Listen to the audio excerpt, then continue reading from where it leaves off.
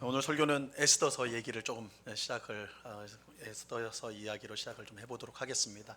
에스더서에 보면 그 페르시아의 아하수에로 왕, 아하수에로 왕, 굉장히 꼬이네 말이요. 아하수에로 왕이 이제 나오는데요. 이 왕이 자신의 제국의 위엄과 또한 부요함이 얼마나 큰지를 만방에 알리기 위해서 잔치를 열어요. 잔치를 여는데 뭐 하루 일주일 정도가 아니고 한 달, 1년, 한 달 정도가 아니라 180일 동안 잔치를 엽니다. 180일 동안. 180일 동안 잔치를 열 정도니까 그 나라의 부와 위험이 얼마나 큰지 분명히 드러나는 것이죠. 근데 이제 잔치를 하는데 그 부인이 왕후가 와스디라는 여인인데 굉장히 어여쁜 예쁜, 오늘날 같으면 연예인 할 만한 뭐 미스 코리아 뭐 이런 거, 미스 페르시아 정도 되겠네요, 그죠? 그런 얼굴을 한 아주 예쁜 왕후였습니다. 근데 이제 잔치가 한창 지낼 때 왕이 술을 마시고 기분이 좋아졌어요. 흥이 확 오른 거예요. 그래서 딱 생각해 보다가 자신의 예쁜 아내를 자기만 보기에 아까운 생각이 들었던 것 같아요. 그래서 내가 내 예쁜 아내를 백성과 우리 관리들에게 다 한번 보여줘야 되겠다 이렇게 생각해서 왕비를 불러요. 왕후를 부릅니다. 여기 오부쇼 이렇게 이제 부르는데, 사실 당시 이제 페르시아 이제 시대에 그 시대에는 이 왕후는 물론이고 왕의 여인들, 후궁들 있잖아요. 후궁들 얼굴을 공개를 안 한다고 합니다. 왕만 볼 수 있는 거예요. 뭐 측근에 있는 신하들은 당연히 보겠지만 일반 국민들이나 백성들이 볼 수 없도록 한다 합니다. 그래서 이제 밖으로 외출을 해야 될 거 아니에요. 외출할 때 가마 타고 가는데 그 가마가 어떻게 되냐면 창문이 있는데 그거 다 가려져 있다고 그래요. 볼 수 없도록. 그게 이제 관례고 품위를 유지하기 위한 것이라고 하는데, 이 왕이 술 마시고 기분이 너무 좋아져가지고 그거 무시하고 자기 아내 왕후의 얼굴을 만방에 모든 사람 앞에서 이제 보이려고 했던 것이죠. 그 일에 이 왕후가 거절을 해요. 안 된다고 그럽니다. 왜냐하면 그건 품위를 떨어뜨리는 일이기 때문에, 잘못된 일이기 때문에 그런 것입니다. 아마 이 왕이 이 왕후를, 자기 부인을 곤란하게 만들기 위해서, 골탕 먹이기 위해서 그렇게 한 거는 아닌 것 같아요. 우리 이제 이럴 경우에는 많은 사람들이 하는 말처럼 술이 왼수인 거죠, 그죠? 술을 마셔가지고 이성을 잃어버린 겁니다. 그래서 해서는 안 되는 일을 한 거예요. 근데 이제 그 왕후는 안 됩니다. 이거는 왕후의 품위를 떨어뜨리는, 궁의 품위를 떨어뜨리는 일입니다. 거절을 합니다. 근데 이렇게 거절을 하니까 왕이 열받았어요. 분노가 확 오른 겁니다. 이게 술에 취해 있다 보니까 분노가 확 난 거예요. 그래서 왕후를 물리칩니다. 폐위시켜 버려요. 자기 말을 안 들었다는 거죠. 그래서 폐위를 시켜 버립니다. 이런 일이 발생하게 돼요. 근데 이제 그 폐위시키고 이제 좀 얼마 시간이 지나가지고 대신들이 왕후 자리가 없으니까, 왕의 부인이 없으니까 새로운 왕후를 뽑읍시다 이렇게 돼가지고, 그래서 전국에 이제 명령을 쫙 내리는 거예요. 가장 예쁜 처녀들을 수도로 모아라, 다 소집하도록 그렇게 한 겁니다. 왕후 콘테스트가 이제 열리게 된 것이죠. 그런데 이제 그 중에 이제 뽑혀진 여인 처녀 중에 한 명이 바로 유대인 에스더였어요. 이 에스더는 모르드게라는 당시 관리였는데요. 이 페르시아 제국의 관리였는데, 이 모르드게의 삼촌의 딸이었어요. 이 에스더는. 그래서 이 에스더는 어릴 때 이제 부모님을 잃고 모르드게에 의해서 입양이 되어서 자라났던 처녀였습니다. 근데 놀랍게도 왕이 이 유대인이었던 에스더를 왕후로 선택을 하게 되죠. 포로 신분에서, 이 페르시아 제국은 그 전에 이제 바벨론 제국을 물리치고 페르시아 제국이 패권을 가지게 됐는데, 이 바벨론이 이스라엘을 멸망시켰거든요. 그래서 유대인들을 포로로 끌고 왔단 말이에요. 그러니까 페르시아 제국의 여전히 에스더는 유대인으로서 그 신분 자체는 포로 신분하고 같은 거예요. 그러니까 굉장히 포로 신분으로서 멸시받고 천대받는 그런 신분에 있다가 왕이 자기의 아내로 탁 선택하는 순간 어떻게 된 거예요? 모든 사람이 우러러보는, 그리고 모든 부유함을 가진 그런 고귀한 존재로 신분이 상승이 된 것이죠.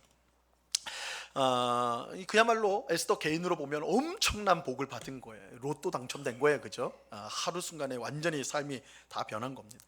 그런데 어느 날 이 에스더의 동족인 유대인들에게 마른 하늘의 날벼락 같은 그런 청천벽력 같은 사건이 발생하게 됩니다. 이 왕이 하만이라는 신하를 굉장히 총애하여서 높이게 됩니다. 하만이라는 사람을. 그래서 얼마나 높였냐면 다른 신하들이 다 하만 앞에서 무릎 꿇고 절하도록 그렇게 되었어요. 그런데 딱 한 명의 신하만이 하만에게 절하지 않았습니다. 바로 유대인 모르드게예요. 모르드게는 절하지 않았어요. 그러니까 하만이 볼 때 얼마나 괘씸하겠어요. 그죠? 근데 왜 모르드게가 절을 하지 않았을까? 왜 안 했을까? 사실 에스더 성경에 이유가 나오지 않습니다. 다만 우리가 이제 좀 추측을 해보면 이 하만이 아말렉 족속의 사람이에요. 아말렉. 아각 사람이라고 돼 있는데, 아각은 아말렉 민족의 왕을 일컬을 때 아각이라고 그러거든요. 그러니까 이 아말렉 사람이에요. 아말렉 사람. 근데 아말렉 족속, 아말렉 사람들이 어떤 사람들입니까? 이스라엘 백성이 출애굽했을 때 출애굽한 이스라엘 백성을 공격했던 민족이 있는데 바로 아말렉 족속이에요. 그래서 하나님께서 아말렉 족속을 향해 내가 그들과 대대로 싸우겠다 말씀하시고 이스라엘 백성에게는 저들을 멸망시키라는 명령을 내렸어요. 그러니까 유대인들하고 이 아말렉 족속은 원수 관계, 특별히 하나님이 설정한 원수 관계예요.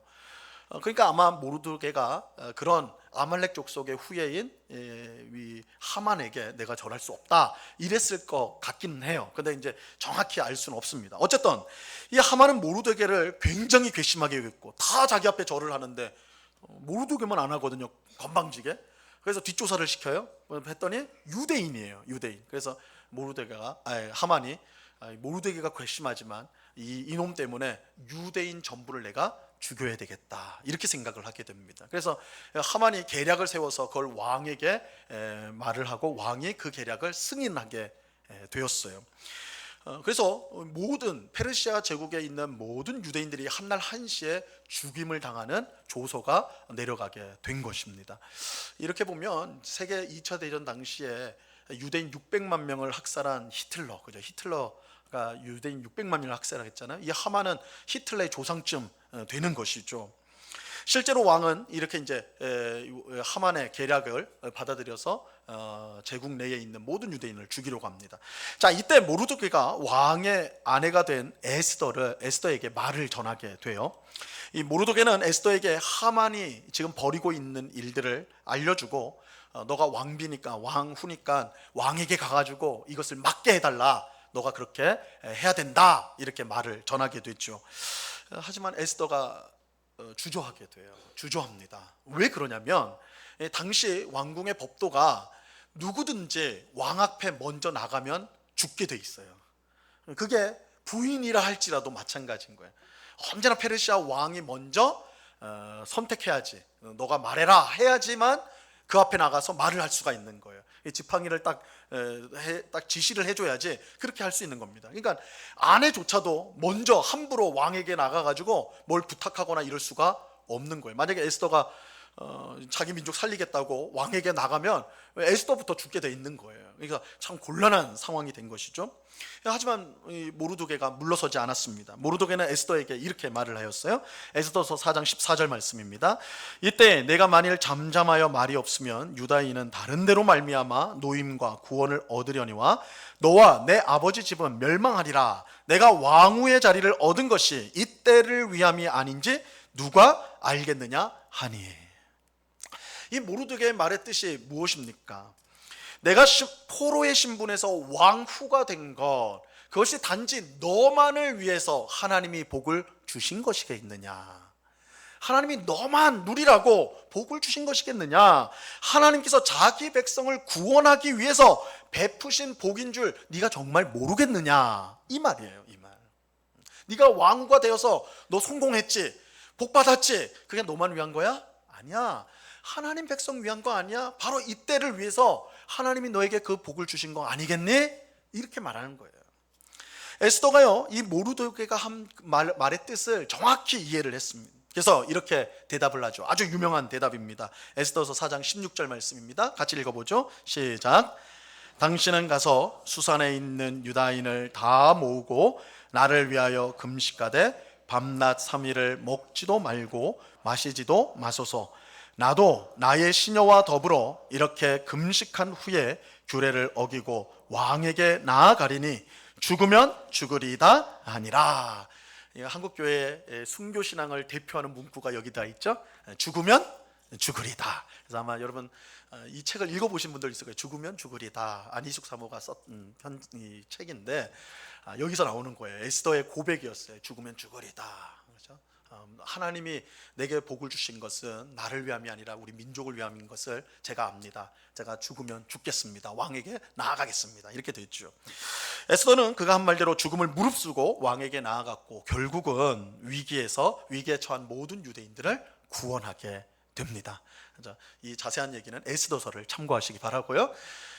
그런데 이제 그럼 하만은 어떻게 됐냐? 이 유대인들을 다 죽이려고 했던 하만은 오히려 하만이 왕에 의해서 처형을 당하지요. 그리고 장대에 달리는 아주 비참한 신세가 되었습니다. 하나님께서 에스더를 통해서 놀라운 구원 역사를 그의 백성에게 베풀어 주셨습니다.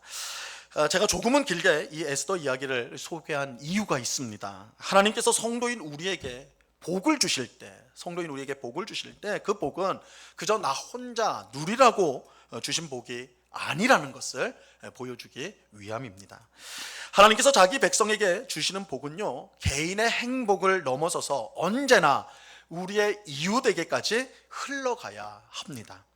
그것이 하나님께서 자기 백성을 복되게 하는 중요한 이유입니다. 자, 이것을 다르게 표현하면 하나님은 자기 백성에게 복을 주실 뿐만 아니라 자기 백성을 복으로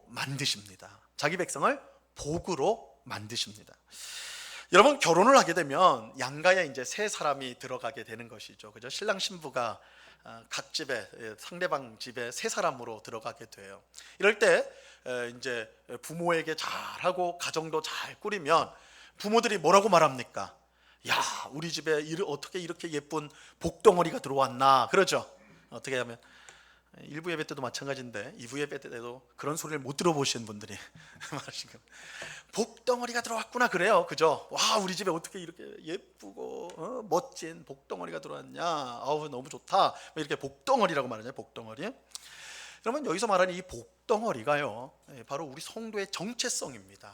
우리 성도가 누구냐? 복덩어리예요. 여러분, 예수님을 믿으면 복을 받는다고 말을 하지요. 맞죠? 우리가 예수 믿으면 복을 받습니다. 하지만 엄밀하게 말하면 예수님을 믿으면 우리는 복덩어리가 되는 거예요. 복덩어리가 돼요. 우리가 복덩어리라는 것은 우리 자신만 복을 받는 것이 아니라 우리를 통해 하나님의 복이 우리가 만나는 사람에게 전해지는 거예요. 이게 복덩어리거든요. 복덩어리. 여러분, 이것이 하나님께서 자기 백성 이스라엘 백성의 조상으로 부르신 아브라함에게 주신 말씀이기도 해요. 창세기 12장 2절 말씀입니다. 이 말씀 같이 한번 읽어봅니다. 시작. 내가 너로 큰 민족을 이루고 내게 복을 주어 내 이름을 창대하게 하리니 너는 복이 될지라.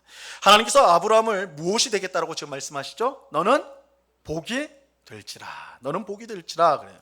복으로 만드시겠다라고 말씀하고 있어요.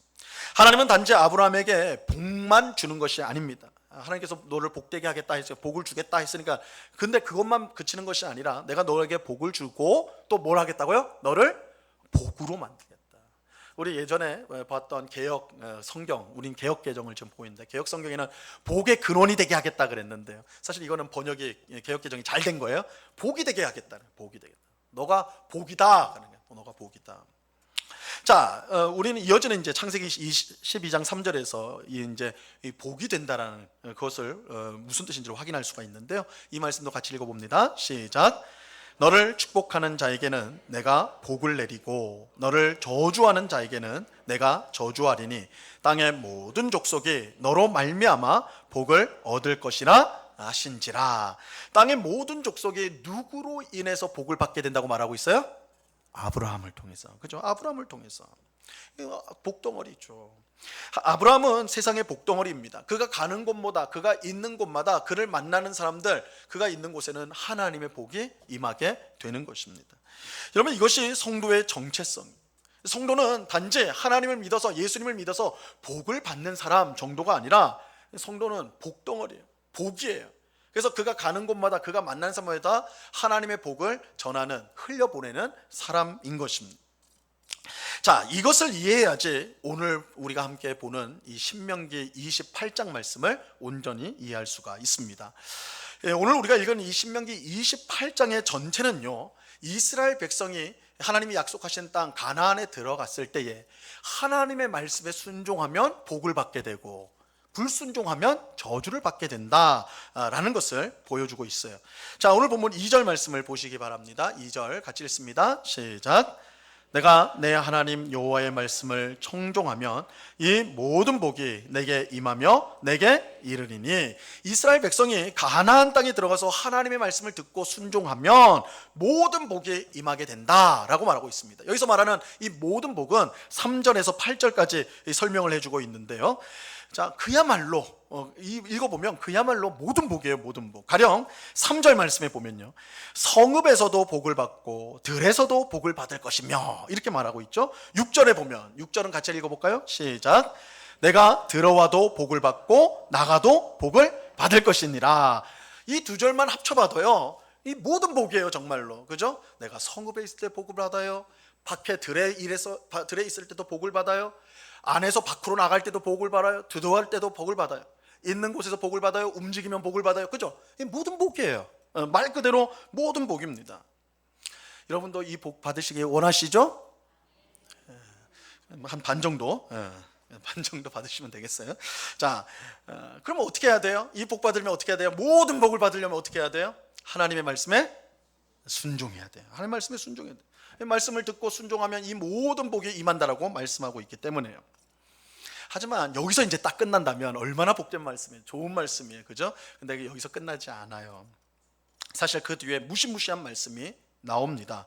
그것은 하나님의 말씀을 순종하지 않았을 때에 모든 저주, 똑같아요. 모든 복이, 순종하면 모든 복이 임하지만 불순종했을 때는 모든 저주가 임하게 됩니다.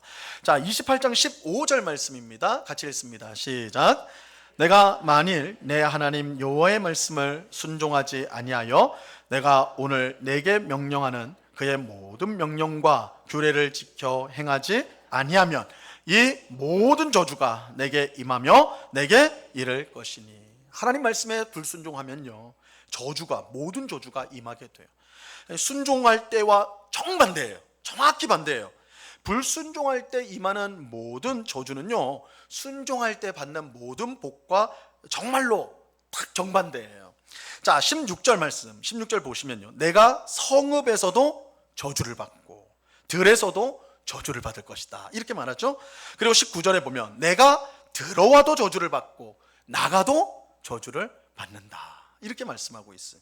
우리 앞에 복을 설명할 때랑 그죠? 똑같은 조건이지만 뭐가 바뀌어요?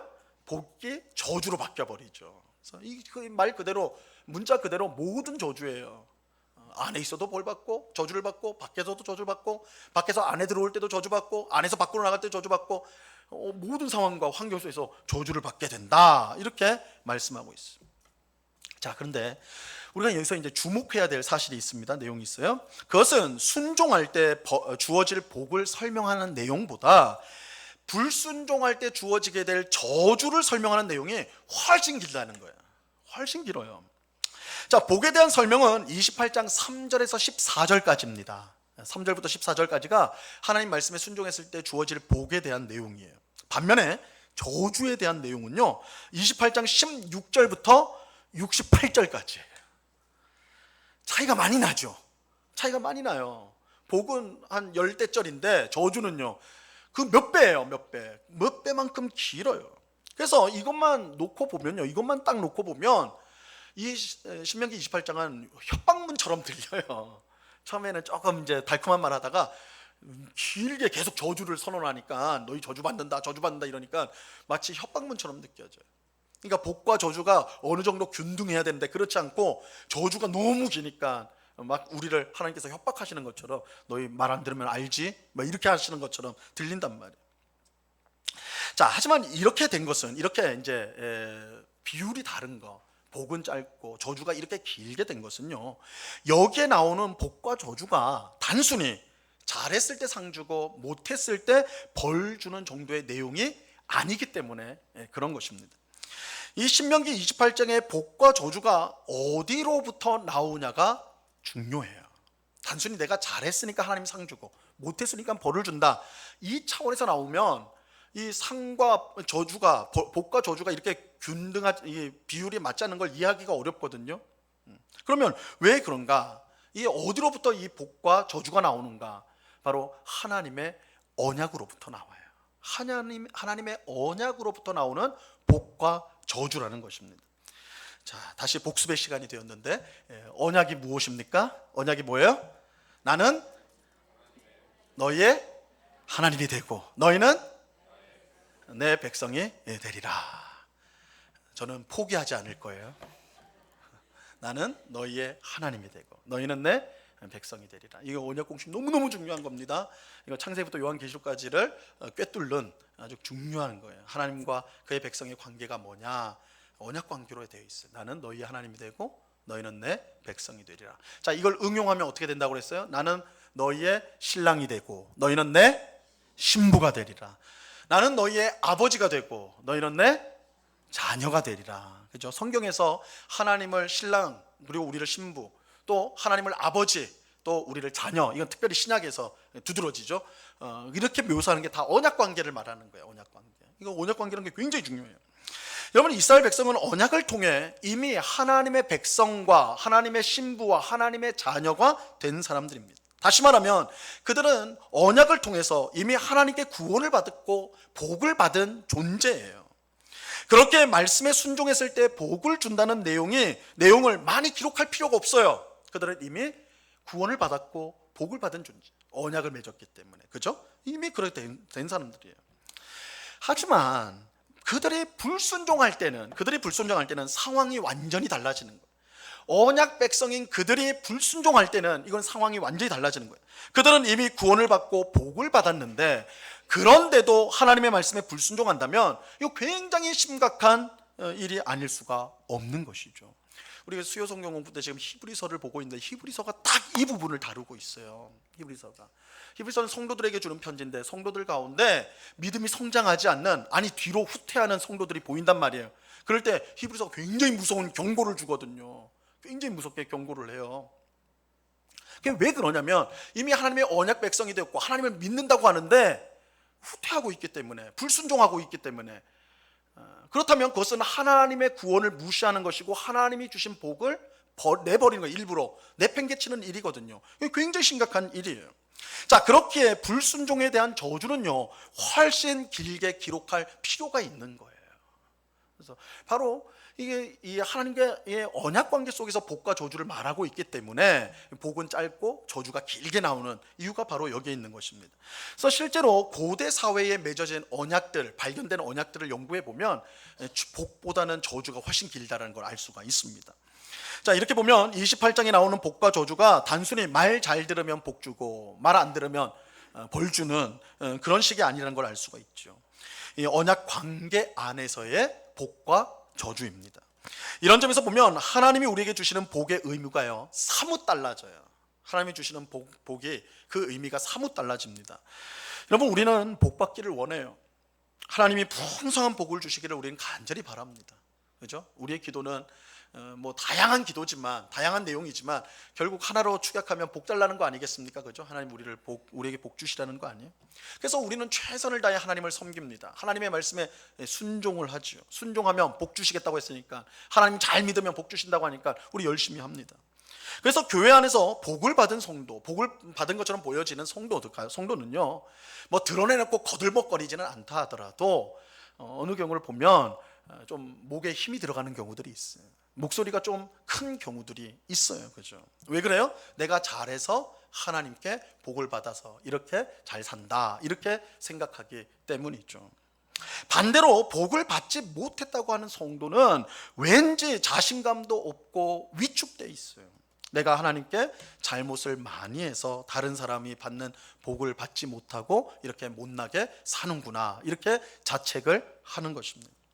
그런데 이렇게 하는 것은 언약 안에서 주어진 복을 제대로 알지 못하기 때문에 그렇습니다. 하나님은 언약 안에 있는 우리에게 단순히 복을 주시는 것이 아니라 우리를 복덩어리로 만들어주세요. 이미 우리는 언약 관계 안에 있기 때문에 이미 하나님의 복을 받은 자들이에요. 구원을 받고 복을 받은 자들이에요. 그래서 하나님이 주시는 복은 우리가 잘해가지고 뭔가 그럴 자격이 있어서 복을 받는 것이 아닙니다. 여기에는 하나님이 우리를 복 주시는 이유가 있다라는 거예요. 그건 뭐냐? 우리를 복덩어리로 만들기 위함입니다. 우리를 복덩어리로 만드신다는 것은 나만 복을 받고 즐기라는 것이 아니라 나를 통해 다른 사람을 복되게 하라는 것입니다. 자, 오늘 본문 9절이요, 이 사실을 잘 보여주는데요. 9절 말씀 같이 읽습니다. 시작. 여호와께서 내게 맹세하신 대로 너를 세워 자기의 성민이 되게 하시리니 이는 내가 내 하나님 여호와의 명령을 지켜 그 길로 행할 것임이니라. 자, 이 말씀은 사실은 약간 우리가 좀 번역을 좀 달리 해야 되는데요. 우리 끝에 이는 내가 내 하나님 여호와의 명령을 지켜 그 길로 행할 것입니다 이렇게 돼 있지만 사실은 만약에 이렇게 돼야 돼요. 만약에 내가 내 하나님 여호와의 명령을 지켜 그 길로 행한다면 어떻게 하시겠다는 거예요? 너희를 내 하나님의 성민으로 삼겠다. 그런 거예요. 성민이 뭐예요? 거룩한 백성으로 삼겠다라는 거예요. 그럼 보세요. 우리 앞에 2절 말씀에서는 이스라엘 백성이 하나님의 말씀을 잘 들으면 하나님이 어떻게 하겠다고 그랬어요? 복을 주시겠다고 그랬어요. 근데 9절에서는 너희가 하나님의 말씀을 잘 들으면 뭘로 어떻게 하겠다는 거예요? 거룩한 백성이 되겠다고 하세요. 거룩한 백성. 자, 이것을 좀 논리적으로 생각해 보면 이스라엘 백성이 하나님의 말씀에 순종할 때 하나님이 복을 주세요. 뭘 위해서요?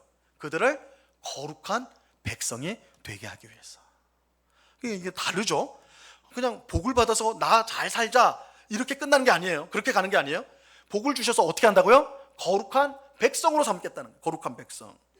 자, 그러면 이 거룩한 백성으로 삼아서 어떻게 하겠느냐? 그 목적이 뭐냐? 10절에 나옵니다. 이어지는 10절. 오늘 읽은 본문 중에 가장 중요한 구절이라고 할 수 있어요. 같이 읽습니다. 시작.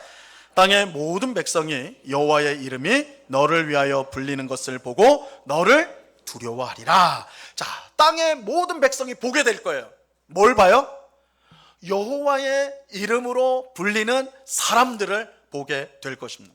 그 결과 땅의 모든 백성들이 어떻게 합니까? 하나님의 이름으로 불리는 이스라엘 백성을 두려워하게 될 것이다. 두려워하게 될 것이다. 이렇게 말씀하고 있어요. 자, 이것은 이스라엘 백성 자체가 무서운 존재가 될 것이다 라는 뜻이 아니에요. 땅의 모든 백성이 이스라엘을 보고 두려워하는 이유는 뭐예요? 그들이 하나님의 이름으로 불려지기 때문에 그래요. 하나님의 이름이 뭐예요? 이름은 그 존재를 뜻해요. 그러니까 이스라엘 백성이 하나님의 이름으로 불린다는 것은 그들이 하나님의 소유된 백성, 하나님의 소유, 하나님의 사람들이라는 뜻이 되는 거예요. 그러니까 더 쉽게 말하면 이스라엘 백성을 보면 누가 보여요? 하나님이 보여요. 그래서 두려워하게 되는 거예요. 이스라엘 백성을 볼 때 그래서 두려워하게 되는 거예요. 이스라엘 백성이 하나님을 보여주는 사람들이라서, 하나님이 어떤 분인지를 보여주는 분이라서 두려워하는 거예요. 자, 여러분, 우리는 이 말씀을 잘 이해해야 되는데요. 땅의 모든 백성이 하나님을 어떻게 알 수 있습니까? 그러니까 땅의 여기 백성이라는 것은 하나님을 모르는 사람들, 이방인들을 말하는 거예요. 이 백성들이 어떻게 하나님을 알 수 있을까? 그들이 하나님을 어떻게 만날 수가 있는 것일까? 하나님의 이름으로 불리는 사람들을 통해서요. 그들이 하나님의 소유고 하나님을 보여주는 사람이라고 그랬잖아요. 하나님의 이름으로 불린다는 것이. 그러니까 땅의 모든 백성이 하나님을 어떻게 알고 하나님을 어떻게 만납니까? 하나님의 이름으로 불리는 백성들을 통해서요. 그들이 누구냐? 거룩한 백성, 하나님의 이스라엘 백성이라고 말하고 있죠. 이것은 결국 이스라엘 백성을 통해 땅의 모든 백성이 하나님을 알게 되고 믿게 될 수 있다는 것입니다. 이것을 다르게 표현하면 이스라엘 백성이 땅의 모든 백성에게 뭐가 돼요? 복덩어리가 된다는 말이에요. 복이 된다는 말입니다. 하나님께서 이스라엘 백성에게 말씀에 순종하면 복을 주겠다고 하신 것은 단순히 그들이 세상 사람들보다 더 편하고 풍족하게 잘 살도록 하기 위함이 아니에요. 이스라엘 백성을 거룩한 백성으로 삼고 그래서 하나님의 이름으로 불리는 사람들이 되게 하기 위해서입니다. 온 땅의 백성들은 결국 하나님의 이름으로 불리게 된 이스라엘을 통해 하나님을 알게 되고 하나님을 만나게 되고 구원을 받게 되는 것입니다. 결론적으로 말하면 하나님은 이스라엘 백성에게 복을 주시는 것을 통해 그들을 복을 주시는 걸 통해 온 세상 사람들에게 그들을 통해 복을 주시는 것입니다. 이것은 하나님께서 아브라함에게 주셨던 말씀과 정확하게 일치하는 거예요. 땅의 모든 족속이 너로 말미암아 복을 얻을 것이다. 여러분, 우리는 하나님의 말씀에 순종해야 됩니다. 왜 그렇습니까? 왜 순종해야 됩니까? 이 복을 받기 위해서이죠. 하지만 단순히 복을 받아서 내가 편하고 우리 가정이 편하고 여유롭고 풍요롭고 잘 살도록 하는 그 정도가 아닙니다. 우리는 하나님의 언약 백성이에요. 우리는 하나님의 백성이고 신부이고 자녀입니다. 우리가 말씀에 순종하여 복을 얻고자 하는 것은 훨씬 고상한 목적이 있습니다. 그것은 하나님의 거룩한 백성이 되고 하나님의 이름으로 불리는 사람이 되기 위해서입니다. 그래서 온 땅의 백성들이 우리를 보고 하나님을 알고 만나고 구원받도록 하기 위함인 것입니다. 여러분, 우리가 신앙생활을 열심히 하는 것은요, 나만을 위해서가 아니에요. 내가 신앙생활을 열심히 헌신적으로 그렇게 하는 거 그저 교회만 위해서 그런 것이 아닙니다. 온 세상 사람들을 위해서입니다. 온 세상 사람들을 위해서. 우리가 하나님의 말씀에 순종할 때 우리가 이 세상의 복덩어리가 되는 것입니다. 우리는 단순히 신앙을 내 개인적인, 내 사적인, 종교적인 영역으로만 딱 축소하기가 쉬워요. 그러나 하나님은 한 번도 그렇게 말씀하신 적이 없습니다. 하나님이 우리를 자신의 백성, 자신의 자녀로 불러서 우리에게 복을 주시는 것은 그런 우리가 언약 관계에 있는 언약 백성인 우리를 통해서 이 세상에 복을 주시기 위한 것이에요. 예수님께서 우리에게 맛을 잃은 소금이 돼서는 안 된다 이렇게 말씀을 하셨죠. 너희는 세상의 소금이라고 하면서 맛을 잃은 소금이 되면 안 된다라고 말씀하셨습니다. 그 이유가 바로 이거예요. 소금이 맛을 잃으면 어떻게 됩니까? 아무짝에도 쓸모가 없어서 버려지게 되고 세상 사람들이 밟으면서 지나가게 되는 거지 않습니까? 하나님의 말씀에 불순종한 성도가 맛을 잃은 소금과 같아요. 하나님의 말씀에 순종하지 않고 제멋대로 사는 성도는 이 세상을 절대 복되게 할 수가 없습니다. 세상의 복덩어리는커녕 세상의 골칫덩어리가 될 뿐인 것이죠. 여러분, 안타깝게도 오늘날 한번 답해 보세요. 지금 우리 한국 교회는 이 사회, 우리나라 사회의 복덩어리입니까? 골칫덩어리입니까? 어떻게 생각하세요, 여러분? 복덩어리예요, 골칫덩어리예요? 우리 신자들이 가는 곳마다 저 예수 믿는 사람이요 그러면 세상 사람들이 아이고 복덩어리가 왔네 그럽니까? 아니면 끌끌끌 차면서 여기 골칫덩어리 하나 또 있네 이럽니까? 안타깝게도 복덩어리가 아니라 골칫덩어리가 되어버렸죠. 그렇죠? 우리가 그렇게 되어버렸습니다. 그런데 문제는 뭐냐면요, 우리가 골칫덩어리라고 할 때 다 내가 하나님 앞에서 바로 살지 못해서 순종하지 못해서 그랬구나 하는 사람이 없어요. 목사들이 다 타락해가지고 그런 거라고, 성도들이 다 세속적이 돼가지고 그런 거라고. 그렇죠? 우리 다 그렇게 말하지 않습니까? 그죠? 근데 왜 이렇게 되었습니까? 사실은 우리가 하나님 앞에 바로 서지 못했기 때문에, 내가 하나님의 말씀에 바로 순종하지 못했기 때문에. 제가 뭐라고요? 아니요. 내가 하나님 앞에 바로 설 때 세상의 복덩어리가 되는 거예요. 나는 그냥 일개 성도일 뿐인데요. 아니요. 하나님께서 세상의 복덩이로 삼기 위해서 여러분 한 사람 한 사람을 불러주셨어요. 여러분, 우리가 세상을 어떻게 복되게 할 수 있습니까? 내가 하나님의 말씀에 순종할 때입니다. 하나님의 말씀에 순종하고 하나님의 뜻대로 살려고 몸부림칠 때에 그것이 곧 세상을 향해 하나님의 복을 전하는 일이 되는 것입니다. 이렇게 보면 이 성도가 받는 복은요, 단순히 내가 하나님 앞에 잘 살았다 그걸 확인하는 정도의 일이 아니에요. 우리가 받는 복은 성교로 연결이 되는 거예요. 내가 하나님 앞에 그의 말씀과 그의 뜻대로 살아감으로써 세상의 복이 돼요. 세상 사람들이 그런 나를 보고 우리를 보고 하나님을 알게 되고 하나님을 만나게 되고 구원을 받게 되는 것입니다. 우리가 가정에서 하나님의 말씀에 순종하는 삶을 살아야 돼. 직장에서 하나님의 말씀에 순종하는 삶을 살아야 돼. 우리가 사회에서 어느 곳에 있든지 하나님의 말씀대로 살아가는 삶을 살아야 돼. 섬기고 용서하고 하나님이 말씀하신 그대로 살려고 몸부림칠 때 그것이 세상 사람들에게는 우리가 복덩어리가 되는 거예요. 그들이 우리를 통해서 보이지 않는 하나님을 보게 되고 하나님을 알게 되고 하나님을 만나게 되는 것입니다. 그리고 구원을 받게 되는 거예요. 이게 성도에게 주시는 복이에요. 성도에게 주시는 복의 목적이라고. 목적. 우리는 복을 받는 것을 우리 개인의 잘 되는 것으로만 그렇게 생각해요. 그러니까 세상 사람들이 자주 하죠. 그래 너희끼리 교회 가서 복 많이 받고 너희끼리 잘 살아라 그렇죠. 자기들과 상관이 없으니까. 그러나 하나님은 한 번도 그렇게 말씀하신 적이 없어요. 너희만을 위해 복 준 거 아니야. 너희의 가정에, 너희 일터에, 너희가 있는 곳에 복덩어리가 되기 위해서 너희에게 복 준 거야. 하나님께서 그렇게 말씀하세요. 이게 오늘 우리 28장 신명기 28장에서 말하는 복과 저주의 의미예요. 그냥 단순히 말 잘 들으면 잘 된다, 못 들으면 혼난다 정도가 아니라 하나님이 우리에게 주신 복은 이 세상을 향한 복덩어리가 되기 위함이다. 이것을 우리가 꼭 기억을 해야 하는 것입니다. 오늘 예배하는 우리가 이 사실을 분명히 믿고 언약 백성으로서 하나님의 말씀에 순종하기를 힘쓰는 우리가 되기를 바랍니다. 하나님의 말씀에 늘 순종함으로 하나님의 거룩한 백성이 되고 하나님의 이름으로 불리는 사람이 되어서 세상 사람들을 하나님께로 인도하고 그들로 하여금 하나님을 알게 하고 구원을 받게 하는 그런 삶을 살아가는 우리 모두가 될 수 있기를 바랍니다. 하나님께서 우리 모두와 은곡교회를 그렇게 사용해 주시길 바라요. 이 은혜가 오늘 예배하는 우리 모두에게 충만히 임하기를 우리 주님의 이름으로 간절히 축원합니다. 기도하겠습니다. 하나님 아버지 감사합니다. 하나님은 우리에게 복을 주실 뿐만 아니라 우리를 복덩어리가 되게 하십니다. 우리가 있는 가정에서, 일터에서, 우리가 있는 모든 곳에서 하나님의 이름으로 불려지는 사람으로서 우리를 보고 하나님을 알게 되고 만나게 되고 구원을 받는 그런 복덩어리로 삼기 위해서 우리에게 복을 주십니다.